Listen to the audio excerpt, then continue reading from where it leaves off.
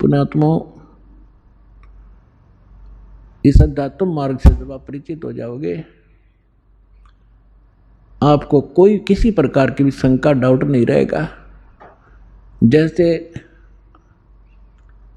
आपको ज्ञान वही होता है, प्रमाण वही होते हैं, उदाहरण वही होते हैं जो रह रहकर पूरे वर्ष सुनाए जाते हैं। और आपकी आत्मा को ये ज्ञान और ये प्रमाण कितनी बार सुने उतनी बार अच्छे लगते हैं, तो आप स्वस्थ हैं।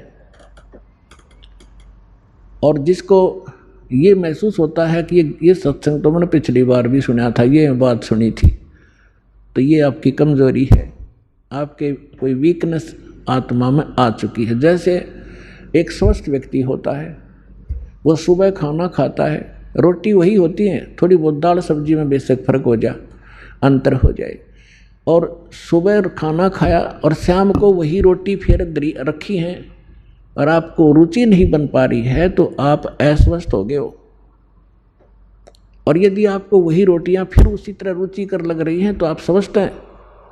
और दिन में 3-3 बार खाते हो, रुचिकार लगती हैं, तो आप स्वस्थ हैं। इसी प्रकार अब ये ज्ञान वही है, और जितनी बार सुने और जितनी बार ये आपको उतनी ही बार आपको ये अच्छा लगना चाहिए, तो आप स्वस्थ हैं। अन्यथा आपको फिर कोई पाप कर्म ने घेर लिया।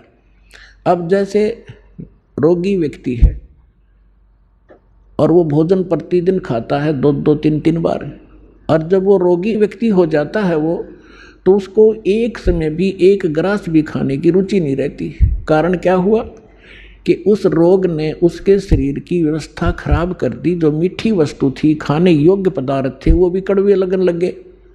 उसका तरीका क्या है? उसका तरीका ये है कि कड़वी, जैसे किसी को मलेरिया हो गया और उसने वो कड़वी कुनीन रोटियों तो भी कड़वी वो खानी पड़ेंगी, ना चाहते हुए भी खानी पड़ेंगी, चाहे वो रुचिकर लगे चाहे ना लगे। उनके खाने से फिर धीरे धीरे बुखार ठीक होगा, जबर ठीक होगा, तो वह रुचि भूख बढ़ेगी और फिर स्वादिष्ट, स्वस्थ होते फिर स्वादिष्ट हो जाएंगे। तो इसी स्वादिष्ट लगा करेंगे। इसी प्रकार ये सत्संग के अंदर ये दोनों डोज हैं। इसमें आत्मा का आहार भी है और ये ट्रीटमेंट, ये उपचार भी साथ होता है। जैसे कोई भक्त सत्संग सुन रहा है और ये मन में आता है कि तो पहले भी सुना था, तो बेशक आप ना चाहते हुए भी उठकर नहीं जाना चाहिए, उसको बार बार सुनना चाहिए। थोड़ी सी देर में आप देखोगे, ओहो ये तो ठीक सी लगन लाएगी, तो ये कुनीन का काम भी करेंगी। ना चाहते हुए भगवान की महिमा को सुनते ही रहना चाहिए, और ना चाहते हुए भक्ति जैसे मंत्र करने लगते हो, रुचि सी ना बनती, ना बनन दे, एक मिनट जाओ करडे से होकर मन भागन दे, दूर थोड़ी देर भागेगा, फिर आप सेट होगा। इसी प्रकार परमात्मा कहते हैं, कबीर हरि के नाम को खज बजोते खज, उल्टा सुल्टा ओ गही खेच पड़ा जो बीज।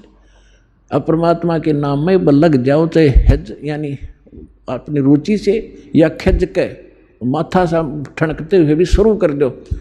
और कहते हैं जैसे खेत में बीज पड़ गया, उल्टा पड़ोते सुल्टा उगेगा। तो इस प्रकार आपने इस ज्ञान को सुनना चाहिए।